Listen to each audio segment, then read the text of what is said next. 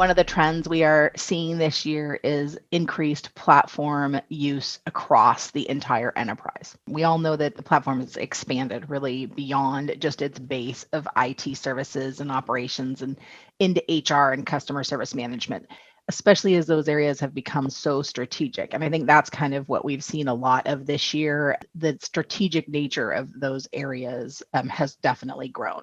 These are complex pieces, right? When we're talking about a platform and expanding these things, but they work really well together. And ServiceNow has kind of created an opportunity for some pretty high impact opportunities in those spaces that 2020 has really called out a need for. The percent of companies that have implemented 2 or more ServiceNow products was 86%, up from 54% 2 years ago. But even more staggering, the companies that have implemented 3 or more is at 63%, up from 27%.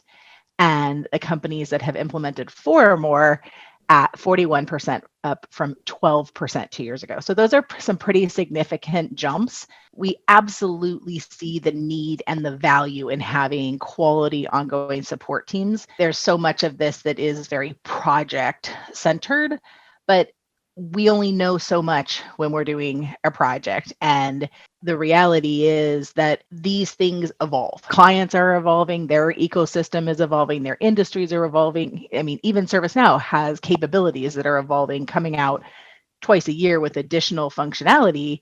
If you want to continue to drive the value from that investment, what are the configurations that you can continue to make and the process changes and advice that you can get to really be able to drive that value? Many times our clients think that when they're doing something in a project, there's things that can wait, right? I mean, we're all trying to work within the budgets we have. We're all trying to work within the timeframes we're trying to make things work. And so we can't do everything. And so when we make those choices, sometimes we find out afterwards that the practical day-to-day maybe would have driven a different choice. We worked with a client that had done a change management project. They had intended to roll out standard change down the line, but when they rolled it out, there was a tremendous amount of feedback from their end users really looking to not have to go through the entire process for something as simple as like patching or such.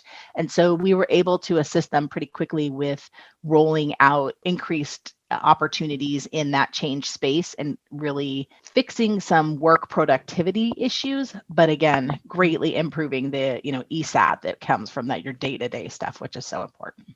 We also, though, at the same time saw a pretty big shift in how companies were performing work with a largely remote workforce, and in industries like healthcare, some really new specific needs on things that might need to be tracked or automated and how to marry those two things together with remote workforces and new needs. So oddly, even though there was so much change and uncertainty, it's really, we found, accelerated the need for transformation and a focus on experience. And the ServiceNow platform is really strategically aligned to support this and absorbing that change and supporting that automation and allowing companies to focus on those impacts around transformation and the experience. Our clients know it's critical they focus beyond IT. That employee experience and shared services have become so much more critical success factors than they were a couple years ago. Clients who were already taking advantage of knowledge articles and portals, they were able to add to that functionality in a fairly seamless way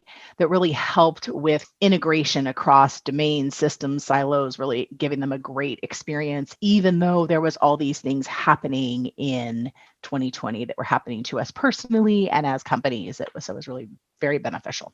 Clients are always looking for a way to drive more value from the investment they've made in ServiceNow, right? I mean, we all are, right? But in the midst of a pandemic and the uncertainty that caused, there was certainly an increased awareness, I would say, in wanting to make sure that we are driving value that could be there. Challenges that we see holding organizations back from taking the full advantage of the ServiceNow capabilities are two sides of the same coin. We hear from our clients that they have a demand issue. It's just there is simply so much demand from their end users on ways they can take advantage of what the platform can provide, what they've heard in the capabilities, whether it's a webinar or a knowledge or a blog.